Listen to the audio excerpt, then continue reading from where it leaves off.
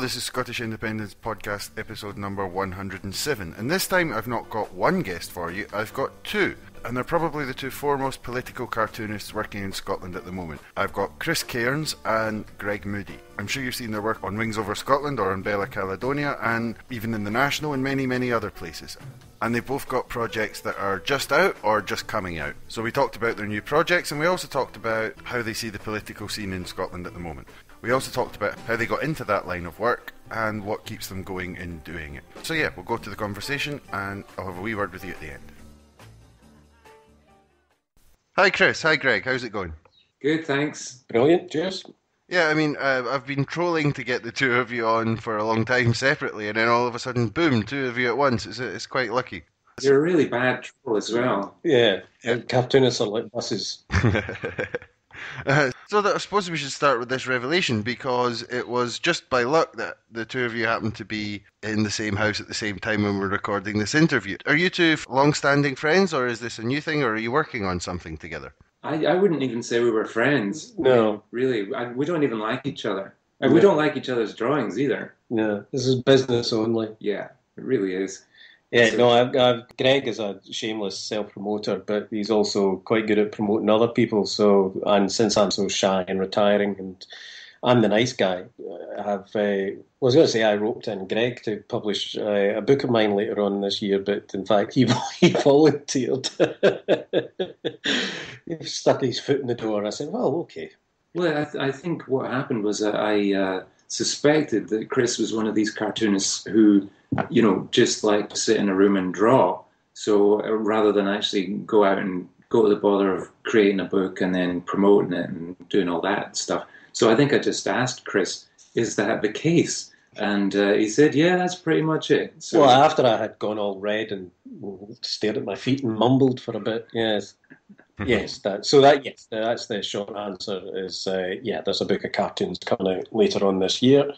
And we were vigorously thrashing out details earlier on, weren't we? Yes, absolutely. I feel well and truly thrashed now.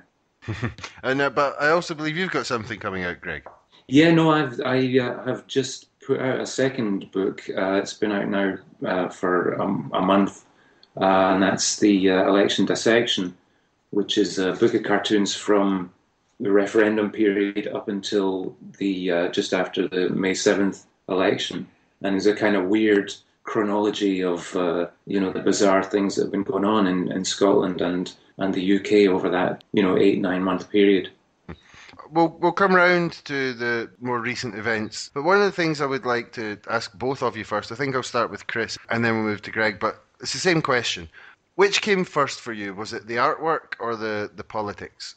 It would be the artwork. I doodled and cartooned for years, and I always liked the idea of being a political cartoonist, but I was too much of a perfectionist, I think, and not good enough up to my own high standards.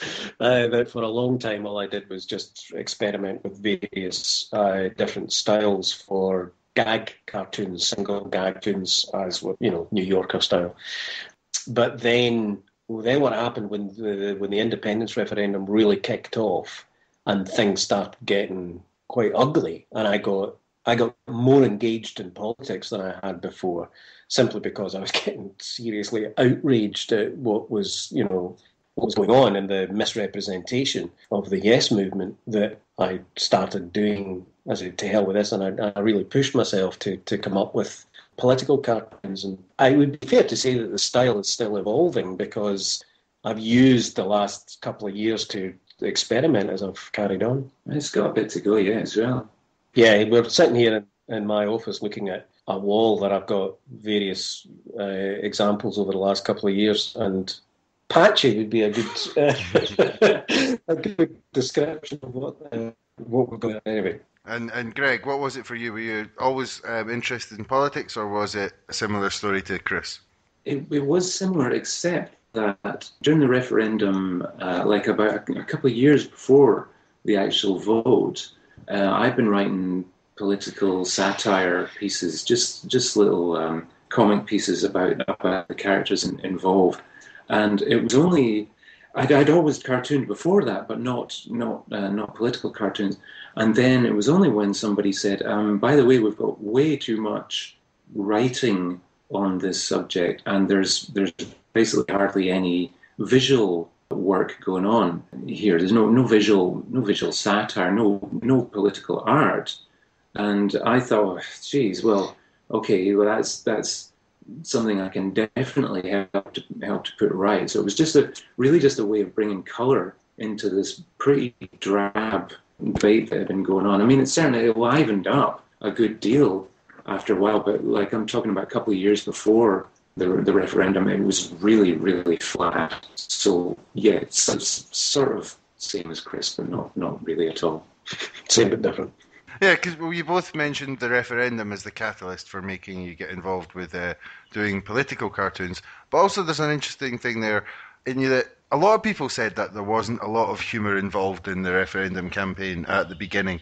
But then I kind of contested that a couple of times. You know, it's things like BBC Scotlandshire and Wee Ginger Doug. And I thought there was a lot of people doing some amusing stuff. But it's interesting to hear that you two thought that there wasn't. Maybe I was counting you two in it. But this is way before that, Michael. There was no. This is before BBC Scotlandshire kicked in. I'd been doing these pieces at National Collective, little satirical pieces, and you know it was a real novelty. There was literally nothing like that around. So it was really just a kind of way of converting that into something that wasn't written stuff, but the likes of Scotlandshire, I'm sure they will admit that came after. But the other thing is, I would say, is that once the referendum campaign proper got underway, I would contest that there was a great deal of humour on the yes side. There was hee-haw on the opposing side. Yeah.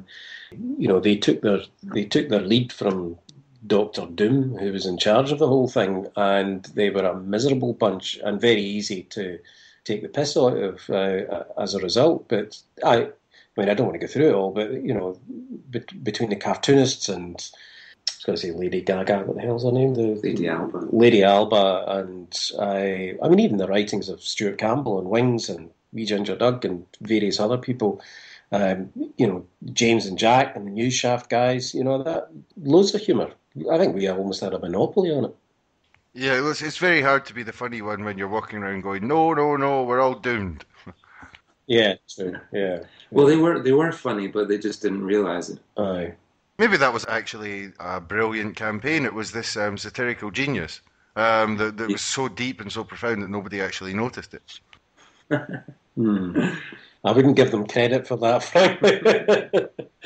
We'll find out in the memoirs that none of us will be motivated to read. But anyway, so with the political cartoon stuff, again, was there anyone that you both particularly took, or either of you took inspiration from? Because in the emails that we sent back and forth before organising this, Chris, you'd said that, you know, you preferred kind of American political cartoonists in a way. But were there anyone that you took inspiration from, or as a cartoonist, is it something that you deliberately try to carve a unique style that doesn't look similar to anyone else? Well, I'm kind of loath to mention names in case people look him up and say, that's who he's been copying all these years. There is a guy called Drew Sheneman, who's, I think it's the New Jersey Star or something. He does cartoons for. I just love his graphic style. It's the drawing style, the artwork is amazing. And I do think, in general, the American editorial cartoons are sharper and better drawn. Well, the stuff that I like draftsmanship. I like pen work or pencils. I like lots of detail. And I'm not knocking the likes of Martin Royalson and others. Steve Bell, well, I would knock him, but for different reasons. But artistically, there's a sort of English/British style which is much more colour-based and painterly.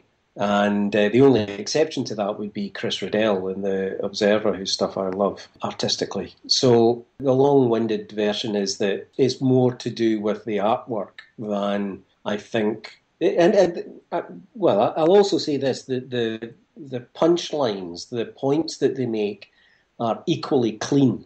If you take a Drew Sheneman cartoon, you'll see one clean image, maybe one speech bubble, and that's it. It gets you right between the eyes, and that's the point made. Move on. Compare and contrast with, say, a Martin Rowlson in the Guardian, where, frankly, you could be. It's like looking at a Dutch masters in the gallery. You could be sitting there forever. They're gorgeous works of art. I'm not knocking them at all, but there's so much in them. They're so dense. And speaking of dense, thank you. I don't know any of these people that you just mentioned, so I'm not really. A lot of people would say, in fact, I'm not even a cartoonist. And I wouldn't. No! Don't you bother about them. Wouldn't have any problem with that whatsoever. The thing that I do is a kind of like a collage thing. So I don't know. I remember the guy in the Herald was really good, is he not? Steve Camley. Steve Camley, yeah. Although you see the thing about him, he's got that thing going where he has to produce. It's not quite daily, but he's working for a daily newspaper, so he'll be under that time constraint where he'll be firing out ideas to the editor in sketch form and then only given a short period of time to do the selected one for that day. If you look at earlier Steve Camley's, I can't remember who he used to work with, he was freelancing, and I think the Observer used to take his stuff many, many years ago. If he's listening into this, I do apologise not knowing, but his earlier stuff is far more crafted and he's a brilliant artist. And I'm not saying now is not brilliant, it is, but it's clearly more dashed off for the deadlines that he has to meet. I certainly have the benefit of, so far at least, being able to do one a week for Wings. Yeah, try working for the National on a Sunday. I have tried every week. Fucker won't even return my emails. Anyway, carry on. So, Greg, I've noticed you're a big fan of Jim Murphy. Oh, yeah. So has he been the inspiration for much of your work? Yeah, but it's basically just whoever sticks their head above the parapet. It's. I don't actually go out looking for these guys. I feel like they actually come knocking. It's whoever it is that week. Alistair Carmichael has been really good value. This week, Blair McDougall, who I thought had just vanished. I knew he was still at Labour in some kind of capacity, but I don't really know what that is. But at the weekend there, he creates this 51-page dossier on cybernats. As far as I could see, this was specifically for the Daily Record for Monday's paper. So it's like, well, I thought Blair McDougall, I've always shown him with a tuba for no particular reason. Oh, I was hoping to find out what the reason was. There is a reason, actually. It goes back. It was when there was all the artists seemed to be supporting Yes. So I had a running joke, that Blair McDougall wants to find his inner creative, and how would he do it? So he goes and learns the tuba. Right. So that was all it was. It was just to make a large man look silly having a tuba next to him.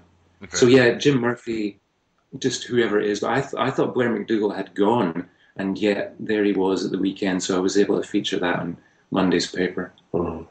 In a certain sense, for both of you, it makes your job harder if all the politicians are doing their job very well and they're all high quality. You two have got a certain it works better for you if things are going quite badly because there's more to make fun of. If the people in charge are sort of absurd and ridiculous, it makes your job a lot easier, doesn't it? Well, we were talking about this earlier on. Our bread and butter over the last couple of years has been the Labour Party in Scotland. And we're now beginning to think, for how much longer can we sustain, as Greg put it, kicking them when they're down, because they're down and almost out. But on the other hand, having a go at the Tories just seems quite gratuitous because that's like dead easy. So, yeah, it's not so much I'm looking for people to be screwing up in the political classes, because I don't think we'll ever not have that situation.